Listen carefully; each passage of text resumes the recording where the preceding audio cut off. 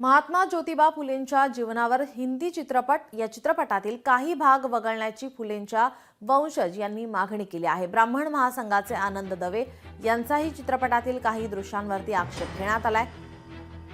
महात्मा ज्योतिबा फुलेंच्या जीवनावर हिंदी चित्रपट आलेला आहे। या चित्रपटातील काही भाग वगळण्याची फुलेंच्या वंशज यांनी मागणी केलेली आहे। ब्राह्मण महासंघाचे आनंद दवे यांनीही या चित्रपटातील काही दृश्यांवर आक्षेप घेतलाय।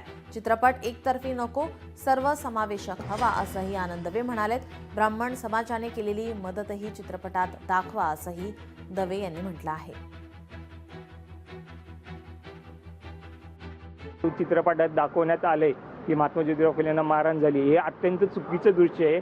आणि जे काही आता फक्त जो टीजर आला आणि जे गाणं प्रदर्शित झालं त्याच्यात आता या फक्त प्रथम ज्या चुका आहे त्याच फक्त दिसल्या, पण मुळात पिक्चरमध्ये काही चुका असतील या तर अजून चित्रपट बघितल्यानंतरच कळतील। आमची मागणी अशीच आहे की जे काही चुकीचे दृश्य असतील या चित्रपटात ते दृश्य पहिल्यांदा सुधारूनच हा चित्रपट प्रदर्शित करावा।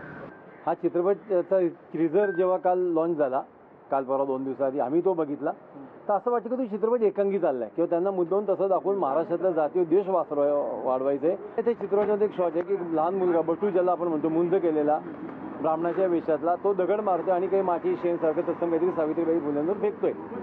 पण त्याच वेळेस महात्मांना त्यांच्या आयुष्यभर मदत करणारी अनेक ब्राह्मण लोक होती। फार शाळा देण्यापासून ते शाळेचे विद्यार्थी देण्यापर्यंत अर्थसहाय्य करण्यापासून लोक होती। नंतरच्या काळात त्यांना अनेक वेळा लोकांनी मदत केली, मराठा लोकांनी मदत केली, सगळ्यांनीच मदत केली। असं असताना ते जर चित्रपटामध्ये असतं तर त्यांनी हे सुद्धा दाखवलं असतं, पण मला असं वाटतं ते चित्रपटामध्ये ते नाहीये। हा चित्रपट एकांगी करण्याचा प्रयत्न अनंत महादेवन यांनी केलेला आहे, त्याला आमचा विरोध राहील।